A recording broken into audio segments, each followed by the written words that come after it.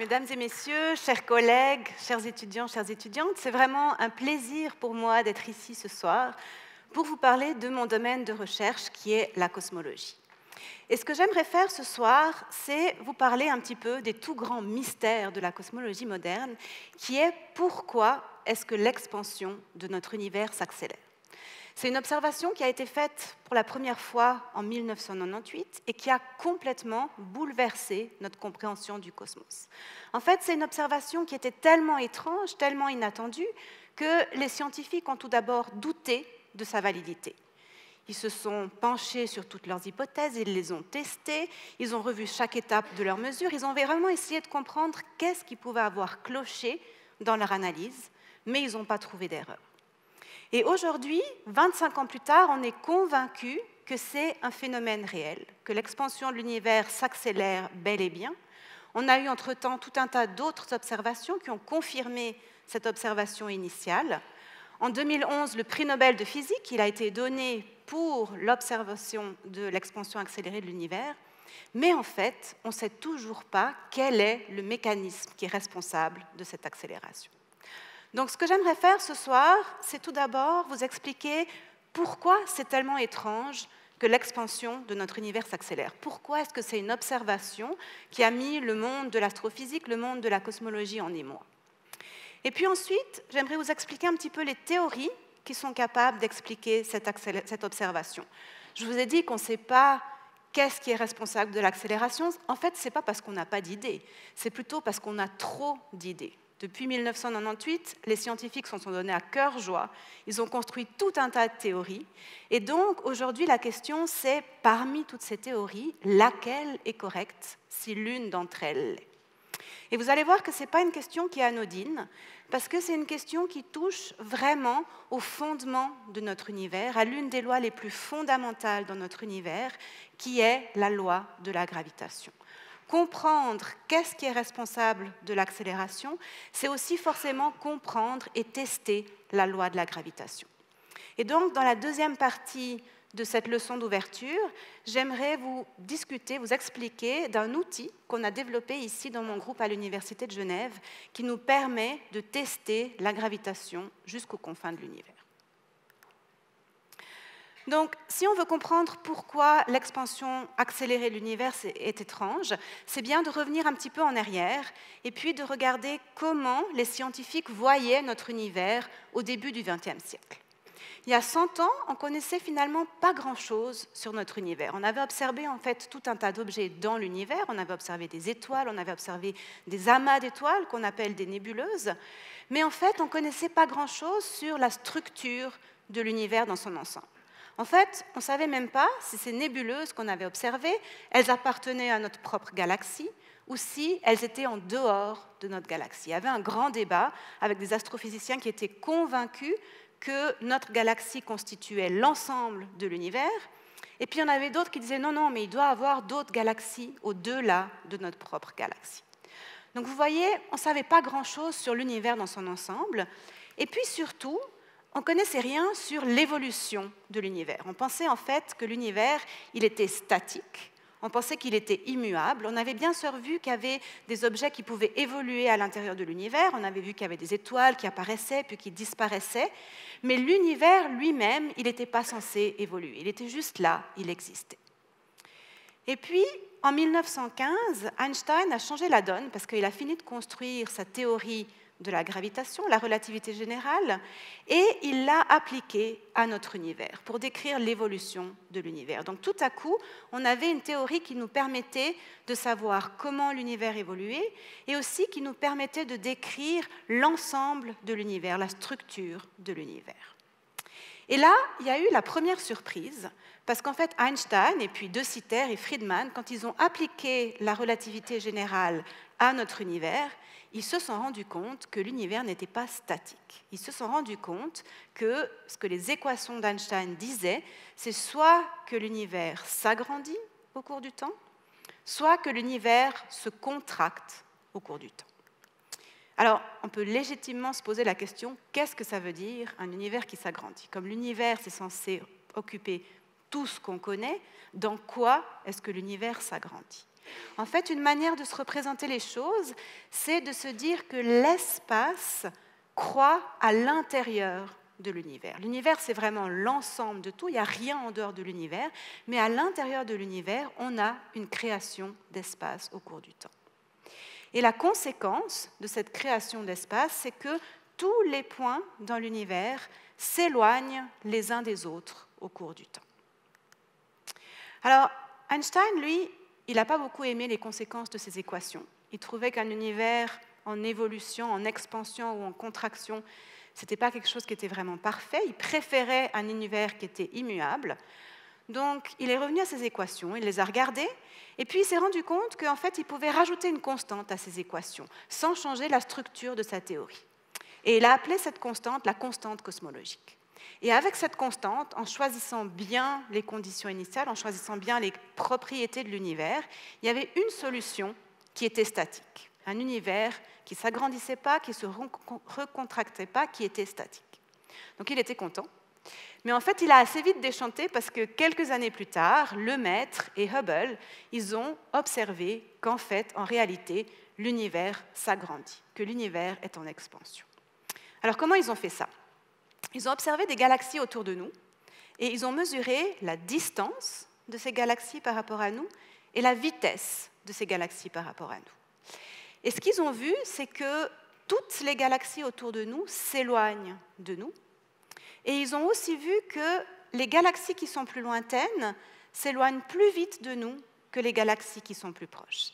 Et c'est ce point-là qui les a menés à conclure que notre univers, il est en expansion. Parce qu'en fait, plus une galaxie est lointaine, plus il y a d'espace entre nous et cette galaxie. Et donc, quand l'espace grandit, plus cette galaxie va s'éloigner rapidement de nous. Alors, je vois que j'en ai perdu quelques-uns dans mon explication. Je reprends un peu plus lentement. Donc, supposons qu'à un instant, que j'appelle T1 dans notre univers, il y a une galaxie qui est située à 1 mégaparsec de nous. 1 mégaparsec, c'est une unité qu'on utilise en astronomie qui correspond à 30 milliards de kilomètres. Donc, c'est quand même assez long. Notre univers s'agrandit, et donc, à un instant dans le futur, que j'appelle T2, il aura doublé sa taille, ce qui veut dire que cette galaxie va se trouver à 2 mégaparsecs de nous. Prenons maintenant une autre galaxie, une galaxie qui est plus lointaine. Au temps T1, elle se trouve à 3 mégaparsecs de nous.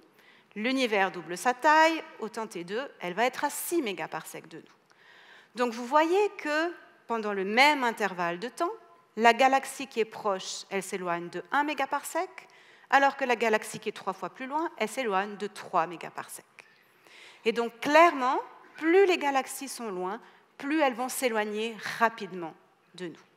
Et donc ce point-là, ça a convaincu la communauté des scientifiques que notre univers, il était en expansion, parce que ça colle parfaitement avec un univers en expansion, alors que si on se dit, oui, mais peut-être c'est les galaxies qui, pour une raison ou une autre, elles bougent, on n'a pas d'explication pour dire pourquoi les galaxies plus lointaines s'éloignent plus vite que les galaxies les plus proches. Et donc Einstein, il a aussi été convaincu, et il a abandonné sa constante cosmologique.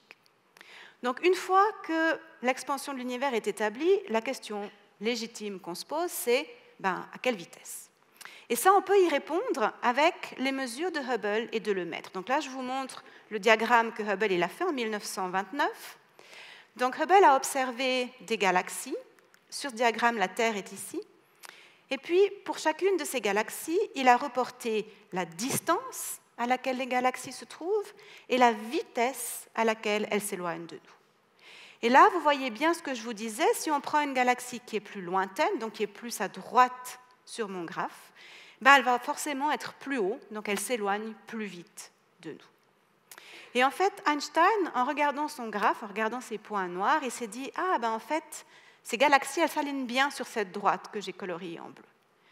Donc ça veut dire qu'on a une relation linéaire entre la vitesse et la distance.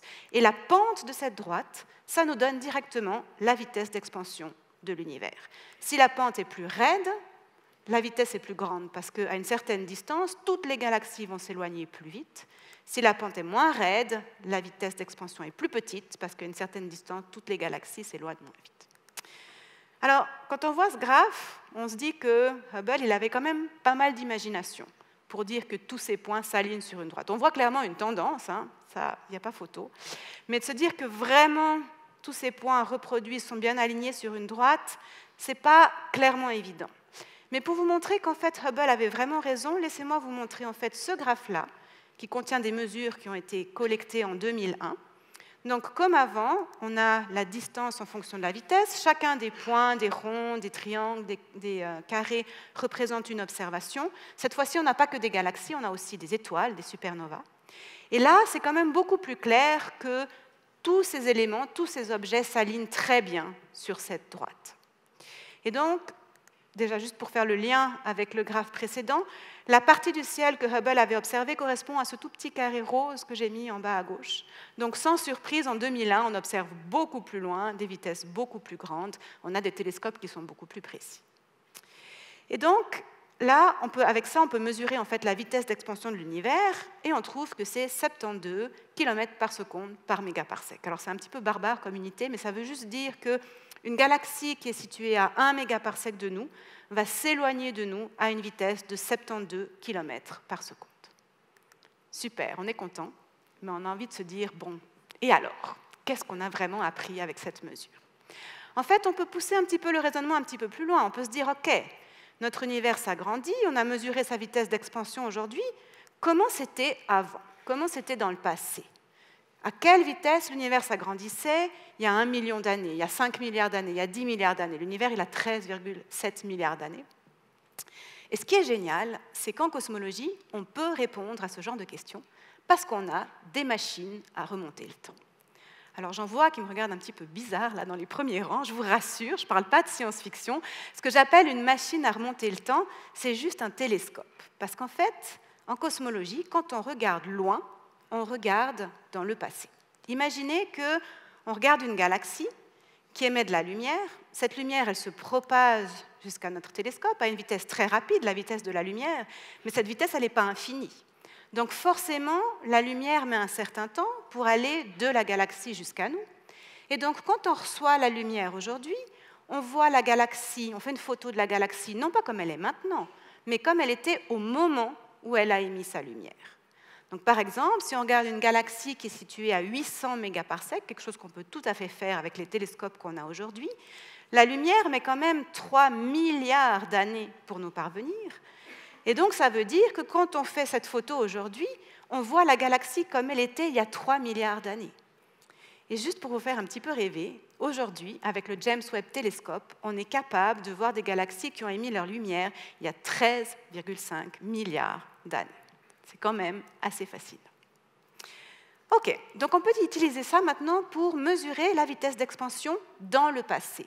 Au lieu de regarder juste des galaxies qui sont proches de nous, on regarde en fait des galaxies qui ont par exemple émis leur lumière il y a 5 milliards d'années. On mesure la distance, la vitesse, et ça va nous donner la vitesse d'expansion il y a 5 milliards d'années. Puis on fait la même chose avec des galaxies qui ont émis leur lumière il y a 10 milliards d'années. Donc vous voyez qu'on peut reconstruire la vitesse d'expansion au cours du temps. Et là, ça devient vraiment intéressant, parce que la relativité générale, elle prédit quelque chose de bien précis. Elle prédit que l'expansion doit ralentir au cours du temps. Donc elle nous dit en fait que l'expansion dans le passé, la vitesse d'expansion dans le passé, devait être plus grande que la vitesse d'expansion qu'on a mesurée aujourd'hui. Et en fait, on peut comprendre ça intuitivement. C'est juste lié au fait qu'on a de la matière dans l'univers et que la gravitation est attractive. Donc la matière qu'on a dans l'univers aura tendance à freiner l'expansion de l'univers. C'est un peu comme si je jette une pomme en l'air. La pomme s'éloigne de moi, donc la distance entre moi et la pomme grandit. Mais comme la pomme est attirée par la Terre, la vitesse à laquelle elle s'éloigne de moi est de plus en plus petite. Et en fait, la pomme, elle va même atteindre un maximum et puis retomber sur Terre. La relativité générale, elle nous dit que la même chose se passe pour notre univers. L'univers s'agrandit, mais il s'agrandit de plus en plus lentement au cours du temps. Et peut-être, en fonction des propriétés de l'univers, on peut aussi avoir un univers qui atteint un maximum et puis qui se recontracte. Donc, en voyant ça, 2 groupes d'astrophysiciens se sont dit en 1998, testons la prédiction d'Einstein. Mesurons la vitesse d'expansion dans le passé, au cours du temps. Ça va nous permettre tout d'abord de savoir quelle est la masse de l'univers, combien on a de matière dans l'univers, et puis aussi de savoir le futur de l'univers. Est-ce que l'univers va s'agrandir pour toujours de plus en plus lentement, ou alors est-ce qu'à un moment il va atteindre un maximum, se recontracter, et on va finir dans ce qu'on appelle un Big Crunch. Donc, ça paraît assez facile de se dire, bon, on mesure la vitesse et la distance, mais en fait, c'est quelque chose qui est assez compliqué parce que mesurer des distances en cosmologie, ce n'est pas quelque chose qui est facile. Mesurer des vitesses, c'est relativement facile, mais mesurer des distances, c'est compliqué. On ne peut clairement pas sortir une règle et puis mesurer la distance des galaxies qui sont loin de nous. Donc, il faut une méthode. Et ces groupes d'astrophysiciens, ils se sont dit, utilisons pour mesurer la distance des supernovas. Les supernovas, c'est des étoiles qui sont massives, en fin de vie, qui s'effondrent sur elles-mêmes et qui explosent en émettant une quantité énorme de lumière. En fait, une supernova, à son pic d'explosion, elle émet autant d'énergie qu'un milliard de soleils. Et ça, c'est hyper important parce que tout d'abord, ça nous permet de voir ces objets extrêmement loin. Comme ils sont tellement brillants, même si c'est un seul objet, on peut en fait les voir très très loin et mesurer la distance extrêmement loin. Et puis l'autre chose qui est cruciale, c'est qu'il y a une classe de supernovas, pas toutes les supernovas, mais une classe qu'on appelle le type 1A, qui ont la propriété d'émettre toute la même quantité d'énergie en explosant. Et ça, c'est la propriété qui nous permet en fait de mesurer la distance de ces supernovas. Donc pour comprendre comment ça marche, imaginez que vous êtes seul dans une pièce complètement noire, vous n'y voyez rien du tout. Et puis on allume des ampoules un petit peu partout. Et on vous dit, trouvez la distance entre ces ampoules et vous. Si vous ne savez pas combien d'énergie l'ampoule émet, vous n'avez aucun moyen de faire ça correctement.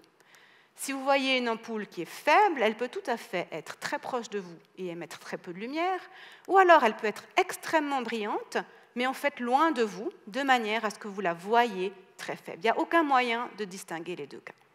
Par contre, si je rajoute une information, je vous dis toutes les ampoules émettent à 60 watts, alors là, votre tâche, elle est facile. Vous les classez simplement en fonction de la brillance. La plus brillante, c'est la plus proche. La moins brillante, c'est la plus lointaine. Les supernovas, c'est exactement la même chose. C'est comme des ampoules à 60 watts qui sont distribuées un tout petit peu partout dans l'univers. Et en fait, on ne les appelle pas des ampoules, mais on leur a donné le joli nom de chandelles standards. Et donc, ces groupes d'astrophysiciens, ils se sont dit, utilisons ces chandelles standards pour mesurer la distance. On mesure aussi la vitesse et on va pouvoir reconstruire la vitesse d'expansion au cours du temps. Donc, il y avait deux groupes menés par Perlmutter et Riss. Chacun ont mesuré la vitesse d'expansion avec une quarantaine de supernovas. Et là, ça a été la grande surprise parce qu'ils ont trouvé que, contrairement à ce qu'on prédisait, la vitesse d'expansion s'agrandit au cours du temps. Donc l'expansion, en fait, était plus petite dans le passé qu'elle est aujourd'hui. En fait, pour être plus précis, ce qu'on a trouvé, c'est que durant les 8 premiers milliards d'années de l'évolution de l'univers, tout se passe comme prévu. La vitesse d'expansion, elle décroît au cours du temps. Et puis, autour de 8-9 milliards d'années après le début de l'univers, tout à coup, l'expansion de l'univers se met à s'accélérer. Donc si je reprends l'exemple de ma pomme, c'est comme si je lance ma pomme en l'air. Au début, elle ralentit en s'éloignant de moi. Puis quand elle atteint une certaine hauteur, tout à coup, elle se met à s'accélérer loin de moi, comme si elle avait un moteur. Et donc la grande question qu'on se pose, c'est quel est le moteur de l'univers? Et ça, c'est une question en fait qu'on se pose depuis 25 ans. Qu'est-ce qui fait que l'univers se comporte de manière tellement étrange? Alors en fait, les scientifiques ont, durant ces 25 années, élaboré tout un tas de théories pour pouvoir expliquer pourquoi l'univers se comporte comme ça. J'ai fait ici une petite compilation. Il y a des noms assez jolis comme Einstein Ether, quintessence K-essence. Et si on regarde ces théories, en fait, on peut les classifier en deux groupes. Il y a ici, en rouge, des théories où on rajoute dans l'univers une nouvelle forme d'énergie. On ne sait pas ce que c'est, on ne l'a jamais vu, alors on l'appelle énergie sombre. Et cette énergie sombre, elle a des propriétés bien particulières qui font s'accélérer l'expansion de l'univers. La deuxième possibilité, c'est de se dire peut-être en fait que la gravitation ne se comporte pas telle qu'on le pensait, à très grande distance. Peut-être qu'Einstein avait tort, et donc toutes ces autres théories, c'est des théories qui modifient les lois de la gravitation. Et dans ces théories, c'est la gravitation elle-même qui est responsable de l'expansion accélérée.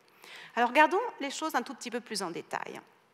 Donc pour l'énergie sombre, en fait, pour que cette énergie, qui est complètement différente de la matière qu'on connaît, fasse s'accélérer l'expansion de l'univers, elle doit avoir des propriétés très particulières. Et en fait, une propriété importante, c'est qu'elle ne doit pas se diluer, ou alors juste très peu, au cours de l'expansion de l'univers. Et ça, c'est complètement différent de la matière ordinaire. La matière ordinaire, clairement, elle se dilue au cours de l'expansion. Si je prends un petit volume d'univers, 1 mètre cube d'univers, j'y mets 3 pommes.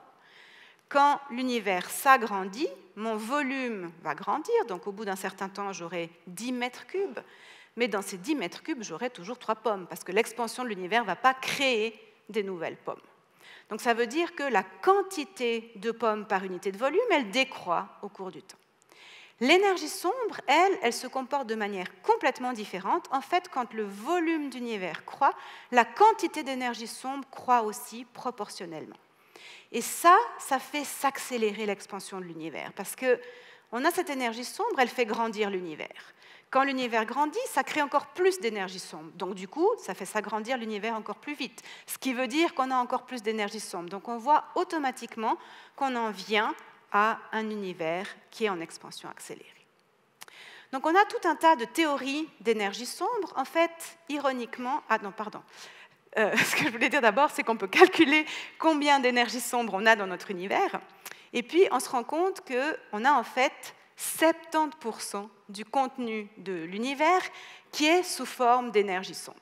Donc ça vous montre aussi pourquoi les cosmologistes étaient tellement en émoi quand ils ont vu cette observation. Ce n'est pas qu'on rajoute un tout petit peu d'énergie sombre dans un petit coin de l'univers caché quelque part. C'est vraiment que la grande majorité de l'univers, elle est en fait sous une forme qu'on ne connaît pas. Et en fait, cette énergie sombre, elle doit être absolument partout, elle remplit tout l'univers pour pouvoir faire s'accélérer l'expansion de l'univers. Donc les différents modèles d'énergie sombre qu'on a, ironiquement, la plus simple, c'est la constante cosmologique qu'Einstein avait rajoutée puis ensuite enlevée de ses équations. Si on reprend cette constante cosmologique, qu'on lui donne exactement la bonne valeur, alors on peut avoir un univers qui commence à s'accélérer 8 milliards d'années après son début. Le problème, c'est que ce n'est pas hyper satisfaisant, parce que on a rajouté une constante, mais on ne sait pas vraiment ce que c'est, on ne sait pas vraiment pourquoi elle a exactement la valeur qu'elle doit avoir pour reproduire les observations. Donc, on n'est pas hyper satisfait, on cherche quand même un peu au-delà.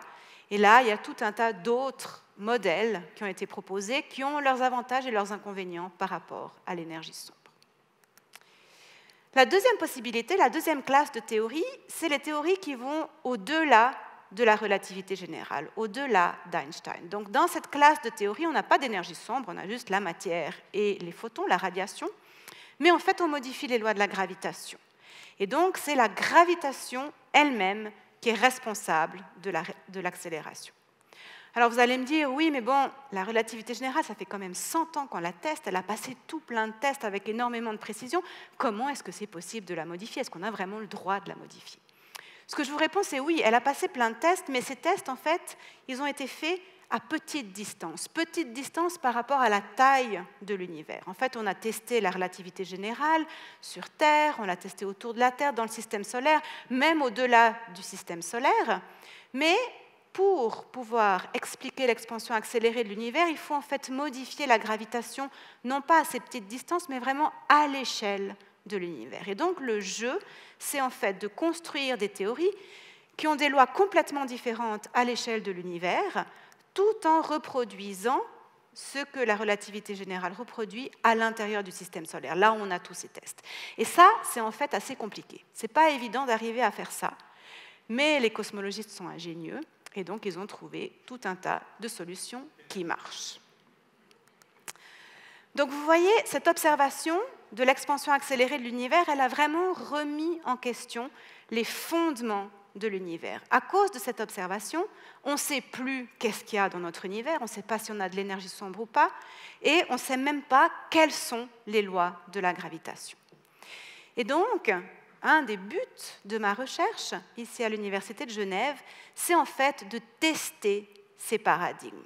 On a deux paradigmes qui sont capables tous les deux d'expliquer les observations, mais qui sont fondamentalement différents. Hein. Rajouter de l'énergie ou modifier les lois de la gravitation, ça n'a rien à voir. Et donc, la question, c'est comment on fait pour savoir lequel de ces mécanismes est correct. Et ce qu'on fait ici, à l'Université de Genève, avec mon groupe, c'est de chercher des moyens de discriminer ces deux classes de théorie. Donc, de chercher des propriétés qui sont en fait différentes dans ces deux classes de théorie, qu'on peut confronter avec les observations. Et donc, les observations vont nous dire « Ah, c'est cette classe qui est correcte » ou alors « Non, c'est cette classe qui est correcte. Einstein avait tort ou Einstein avait raison. » Donc, ce que j'aimerais faire dans cette deuxième partie de cette leçon, c'est de vous parler d'un test qui va pouvoir être appliqué avec les missions à venir, comme DESI, Euclide, le SKA, que j'ai développé durant ces 10 dernières années avec tout un tas de collaborateurs à l'international et aussi avec mon groupe ici à l'Université de Genève. Et ce test, il consiste à mesurer la distorsion du temps et puis à comparer ça avec la distorsion de l'espace. Donc, avant de venir à ce test, pour comprendre qu'est-ce que ça veut dire la distorsion du temps, la distorsion de l'espace, laissez-moi vous expliquer un tout petit peu comment la relativité générale, elle marche. Donc à l'école, on a tous appris que la gravitation, c'est une force qui est attractive. On a la théorie de Newton qui nous dit qu'on a une force universelle qui s'applique entre tous les objets massifs qu'on a dans l'univers et qui les attire les uns contre les autres. Cette force, elle est responsable de la pomme qui tombe sur Terre, elle est responsable du mouvement des planètes autour du Soleil, elle est aussi responsable de la formation des structures, de la formation des planètes, de la formation des étoiles, de la formation des galaxies. La relativité générale, elle marche de manière différente, en fait. Selon la relativité générale, la gravitation, ce n'est pas une force, mais c'est une déformation de l'espace et du temps. Pour comprendre qu'est-ce que ça veut dire, on peut s'imaginer notre univers comme une grande nappe souple. Et quand on a de la masse dans l'univers, par exemple, on a la Terre, cette Terre, elle va en fait déformer cette nappe. Elle va créer ce que nous, physiciens, on appelle un puits gravitationnel. Quand on a ensuite des objets dans l'univers, ils vont ressentir cette déformation de l'espace. Si on a une pomme, par exemple, elle va bouger, puis tout à coup, elle va sentir la présence du puits, elle va tomber dedans. Donc, dans la relativité générale, le fait que la pomme tombe sur Terre, ce n'est pas dû à une force, mais c'est dû à cette déformation de l'espace. On peut aussi expliquer avec la relativité générale le mouvement des planètes. Si on a une planète qui bouge par rapport au Soleil, cette planète, elle ne peut pas bouger en ligne droite parce qu'elle sent la présence de ce puits gravitationnel, donc elle est coincée dans le puits gravitationnel et donc elle va en fait tourner autour du Soleil. Donc la relativité générale, elle est capable d'expliquer, d'une manière complètement différente, mais d'expliquer les phénomènes qui étaient expliqués par la théorie de Newton. Ce qui est fantastique, c'est que la relativité générale, elle explique aussi d'autres choses, d'autres phénomènes qui n'existent pas dans la théorie de Newton.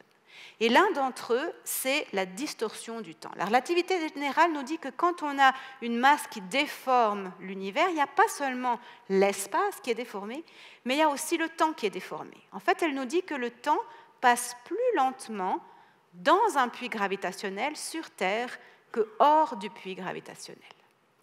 Alors, si vous avez vu le film Interstellaire, cette notion, elle ne vous est pas inconnue. Si vous vous rappelez, il y a Cooper qui se balade dans l'univers. À un moment, il se retrouve sur une planète proche d'un trou noir qui s'appelle Gargantua. Et en fait, il y a une distorsion énorme du temps, ce qui fait que quand 1 heure passe pour Cooper sur sa planète, il y a en fait 7 ans qui passent pour quelqu'un qui est resté sur Terre, pour sa fille en l'occurrence.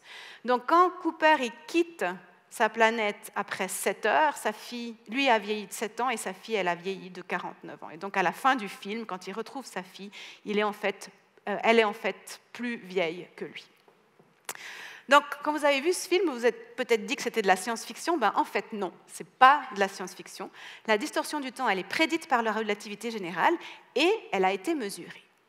On a pu mesurer en fait des différences de passage du temps entre une montre qui se retrouve sur Terre, au fond de ce puits gravitationnel, et puis une montre qui est dans un avion qui est un peu plus haut dans le puits gravitationnel. Donc le temps ne passe pas à la même vitesse. Alors bien sûr, ce n'est pas des distorsions gigantesques comme dans le cas du trou noir, c'est des toutes petites distorsions de l'ordre de la nanoseconde, mais on a des montres suffisamment précises pour avoir pu mesurer ça. Et en fait, cette distorsion du temps, elle est même prise en compte dans un système que vous utilisez tous les jours, le GPS, Pour que le GPS marche, on doit en fait prendre en compte dans nos calculs le fait que le temps sur Terre et le temps dans les satellites ne passent pas à la même vitesse. Donc ça, c'était un grand succès de la relativité générale, hein. Non seulement d'expliquer les choses qu'on avait déjà vues, mais aussi de prédire des choses qui étaient inconnues. Et en fait, ces prédictions, elles ont été confirmées par les observations. Alors vous allez me dire, oui, mais bon, comme on sait que la relativité générale, c'est la bonne théorie, pourquoi est-ce qu'on continue d'étudier Newton à l'école? C'est parce qu'en fait, si on regarde des petites distances, la théorie de Newton et la relativité générale, elles prédisent exactement la même chose. Si je veux décrire le mouvement d'une pomme qui tombe de l'arbre par terre, je peux, si j'ai envie, utiliser la relativité générale, mais ça va être un peu trop de calcul pour trouver exactement la même chose que la théorie de Newton. Par contre, si on va à grande distance, quand on regarde des grandes distances, là, la relativité générale et la théorie de Newton, elles diffèrent. Donc si on veut décrire l'univers, clairement, on doit utiliser la relativité générale. OK, donc maintenant que vous savez tous très bien comment la relativité générale marche, revenons à nos moutons. Donc je vous rappelle, ce qu'on voulait, c'était de comparer, de faire la différence, en fait, entre un univers qui serait gouverné par la relativité générale, dans lequel on aurait de l'énergie sombre, et un univers où on aurait juste de la matière et de la lumière, pas d'énergie sombre, mais dans lesquels les lois de la gravitation seraient différentes. Ça, c'est ce qu'on veut faire. Et donc, la méthode qu'on va utiliser, c'est en fait de comparer la distorsion du temps et la distorsion de l'espace. Et on fait ça parce que la relativité générale, elle prédit que si on regarde la distorsion du temps et la distorsion de l'espace générées par des galaxies ou des ensembles de galaxies, alors elles sont les mêmes. Par contre, si on a une théorie modifiée de la gravitation, de manière très générale, la distorsion du temps et la distorsion de l'espace sont différentes. Parfois, la distorsion du temps est plus grande que la distorsion de l'espace. Dans d'autres théories, la distorsion de l'espace est plus grande que la distorsion du temps, mais en général, elles ne sont pas les mêmes. Alors, ce n'est pas un théorème, hein. C'est tout à fait possible de construire une théorie différente telle que les deux distorsions sont les mêmes, mais c'est des cas particuliers. Il faut travailler un petit peu pour que ça se passe comme ça. Et donc, ce qu'on peut dire, c'est que si on mesure ces deux types de distorsions, qu'on trouve qu'elles sont différentes, alors ça veut dire qu'Einstein avait tort et que la gravitation est quelque chose d'autre aux confins de l'univers. Si par contre on trouve que les deux distorsions sont les mêmes, alors Einstein a passé un nouveau test avec grand succès. On n'est toujours pas sûr que c'est la bonne théorie, hein, parce qu'il y en a d'autres, comme je l'ai dit, qui peuvent aussi expliquer ces mêmes observations, mais on peut quand même pas mal faire le ménage, parce qu'on peut mettre de côté toutes les théories qui nous disent que ces deux distorsions, elles sont différentes. Comment on fait en pratique pour mesurer la distorsion du temps, la distorsion de l'espace et les comparer? Ce qu'on peut faire avec les données qu'on a maintenant, ce qu'on a déjà fait, c'est en fait de mesurer la somme de la distorsion de l'espace et de la distorsion du temps, au travers d'une méthode qu'on appelle le lentillage gravitationnel. Alors, je ne vais pas vous expliquer en détail comment ça marche, le lentillage gravitationnel, parce que ça prendrait en fait 1 heure juste pour ce sujet. Mais je vais juste brièvement vous expliquer l'idée derrière. Supposons qu'on regarde une galaxie loin de la Terre, et entre la galaxie et la Terre, il y a un ensemble de galaxies qui crée une distorsion de l'espace et une distorsion du temps. La lumière va se propager et en fait, elle va sentir cette distorsion et du coup, ça va modifier sa trajectoire. Et en fait, ce changement de direction, on peut calculer, on peut montrer qu'il est proportionnel à la distorsion de l'espace plus la distorsion du temps. Alors, ce n'est pas quelque chose qui est très intuitif, hein. Se dire que la distorsion de l'espace change la trajectoire de la lumière, ça, on arrive assez bien à comprendre, hein. On peut faire l'analogie avec le verre que vous avez dans vos lunettes, par exemple, qui change la trajectoire de la lumière. Que la distorsion du temps change aussi la trajectoire de la lumière, ça, c'est vraiment pas évident à comprendre. Il faut en fait faire le calcul, et si on fait le calcul, si on calcule la trajectoire, on voit que c'est vraiment les deux qui comptent. Et donc, on a des méthodes pour mesurer ce changement de trajectoire, ce lentillage gravitationnel. On a en fait tout un tas de missions qui ont été capables de le faire, qui ont donné des mesures précises de la distorsion de l'espace plus la distorsion du temps. Donc ça, c'est absolument fabuleux en soi, c'est des mesures qui sont vraiment extraordinaires, mais ça ne permet pas de faire le test que je veux faire, parce qu'on a mesuré la somme des deux, on ne peut pas savoir si l'un est plus grand que l'autre ou non. Donc il faut une deuxième mesure.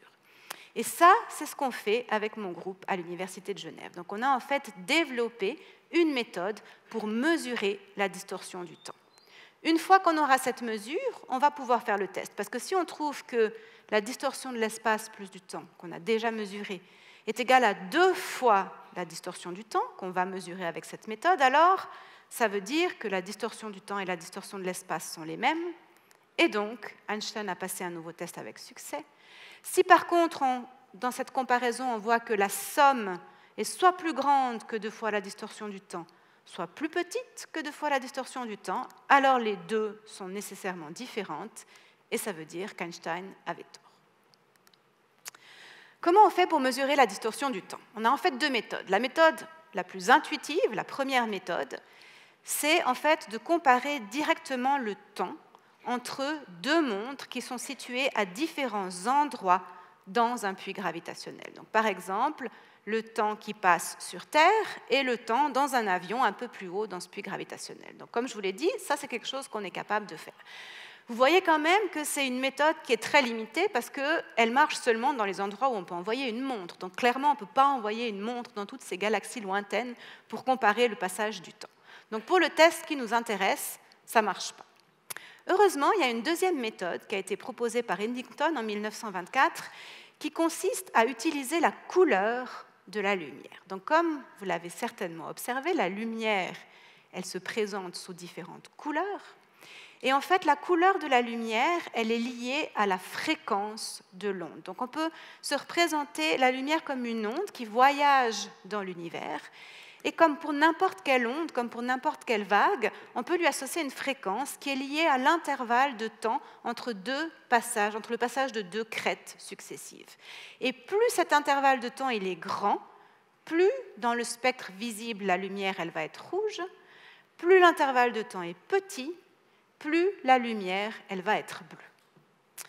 Alors en quoi ça nous permet de mesurer la distorsion du temps? Imaginez que vous regardez une galaxie qui est située au fond d'un puits gravitationnel.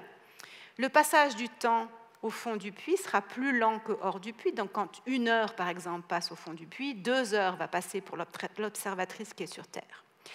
Donc si cette galaxie elle émet de la lumière, avec une fréquence telle que le passage du temps entre 2 crêtes est de 1 femtoseconde, donc un tout petit morceau de seconde, quand l'observatrice reçoit cette onde de lumière, comme le temps ne passe pas à la même vitesse, cette fois-ci, le temps entre 2 crêtes de l'onde va être de 2 femtosecondes. Donc le temps est plus grand, ce qui veut dire que la lumière est plus rouge.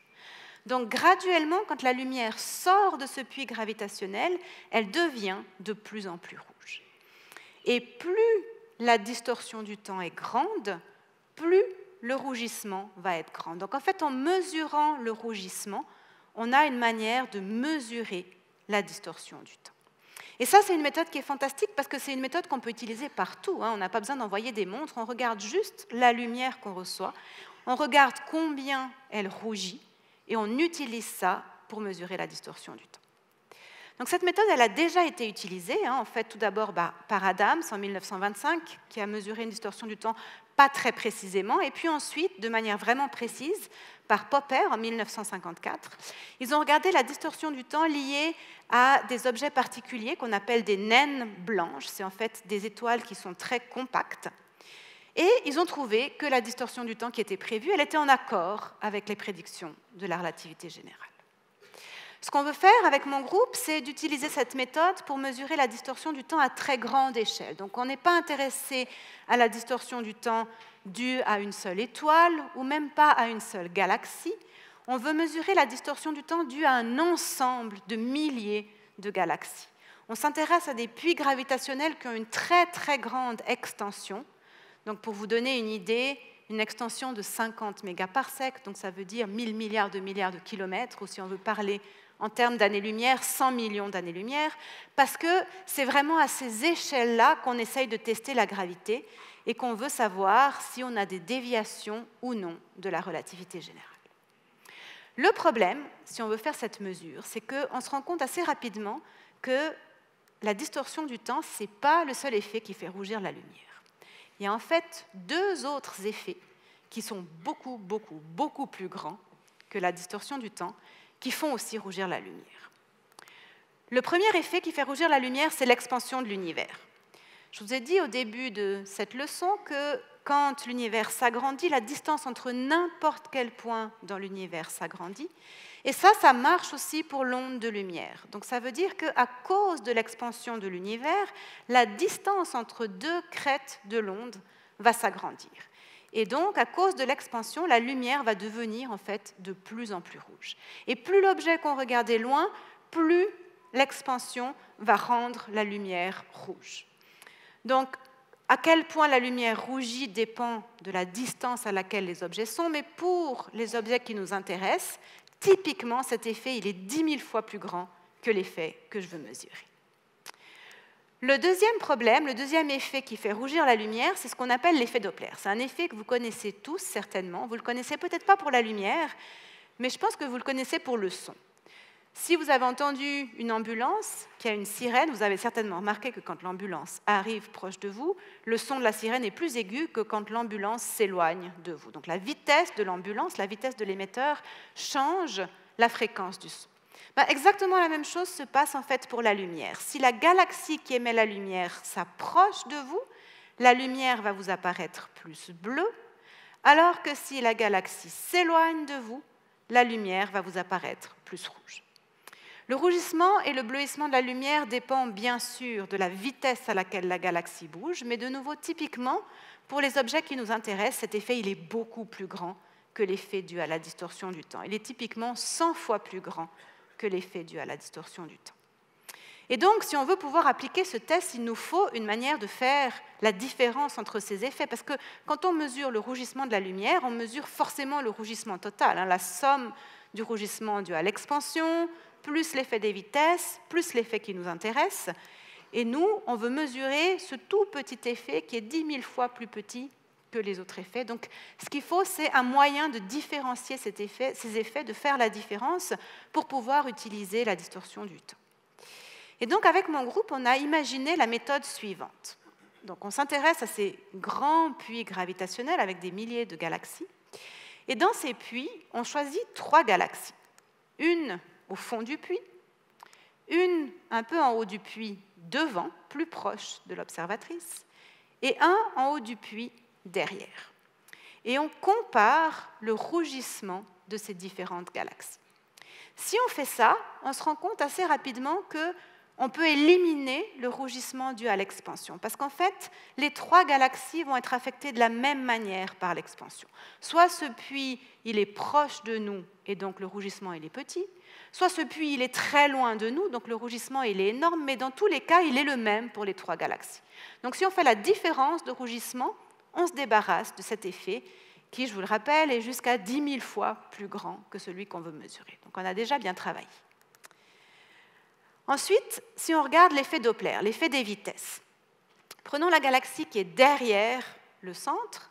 Cette galaxie, elle sent la déformation de l'espace, et donc son mouvement naturel, ça va être de tomber au fond du puits.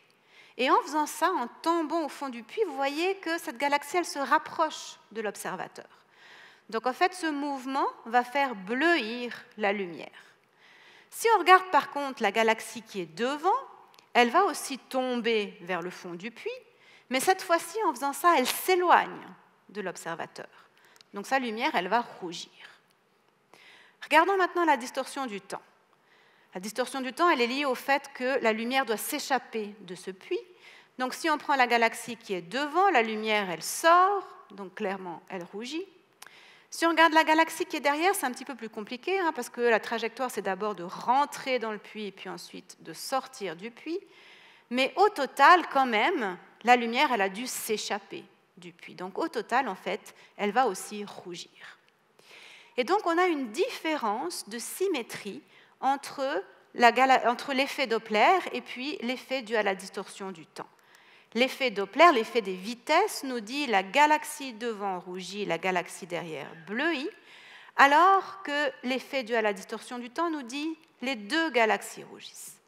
Et ça, c'est génial parce que ça nous donne une manière de séparer les effets. En gros, si on fait la somme du rougissement devant, derrière, du changement de couleur, disons devant, derrière, on élimine l'effet Doppler parce que d'un côté ça rougit, de l'autre côté ça bleuit, donc la somme, la lumière elle ne change pas de couleur.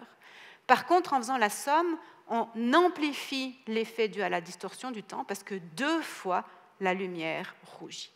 Et donc, en utilisant ça, on peut en fait isoler la distorsion du temps.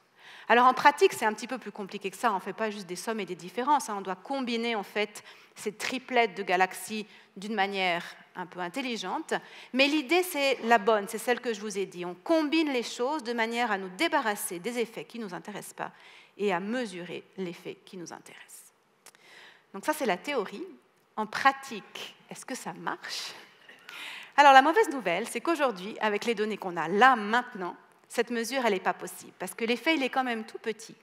Et en fait, il est plus petit que les incertitudes qu'on a dans nos mesures. Donc, on n'est pas capable de voir l'effet.